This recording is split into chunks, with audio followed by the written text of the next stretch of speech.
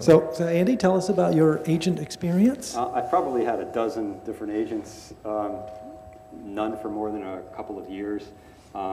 There's sort of like a honeymoon period when you first go with an agent and they really work hard for you, and then suddenly things get a little lax, and as soon as you know that they're not doing the work you need them to do, you need to really start looking, because it doesn't cost them anything to do nothing, but it costs you a lot if they're not working for you. You do need an agent, really, simply because you can't do it all on your own. You know, I mean, you can, but you would spend so much time trying to sell yourself that you would never have any time to write.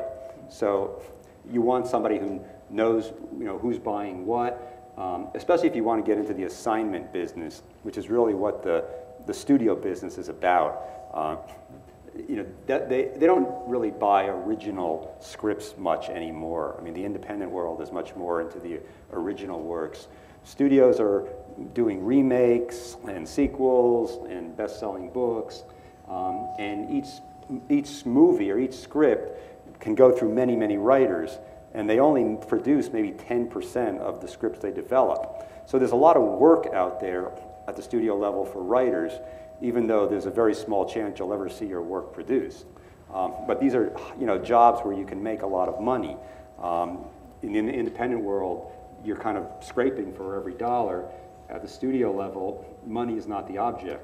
So, you know, writers can get several $100,000 to do a rewrite that might take you 3 or 4 weeks, and that can last you quite a while. So if you can do a lot of that, you know, over the course of several years, then that's great. I mean, I found this very cyclical. You have hot times where, you know, the work keeps coming and coming, and then suddenly everything gets cold, and you sort of have to reinvent yourself.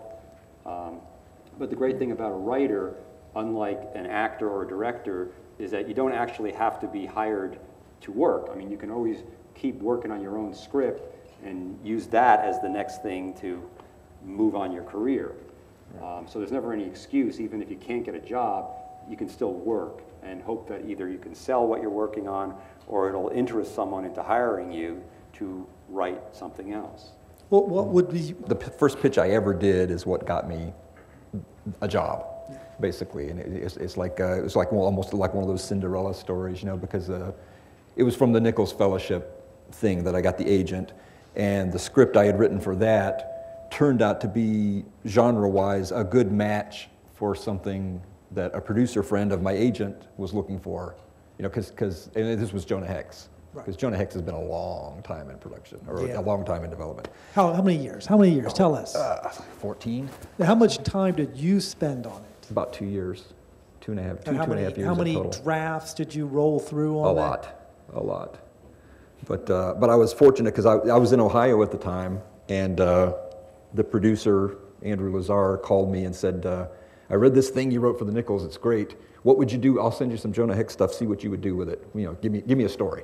So I read the stuff. I, you know, wrote like a 5-page, 6-page treatment or whatever, sent it to him. He goes, this is great. I'm going to fly you out here.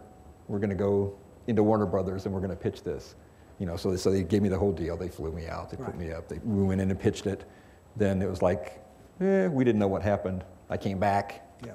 And like about 2 weeks later, they called me and said, you got the job. You're going to write Jonah Hex. So then I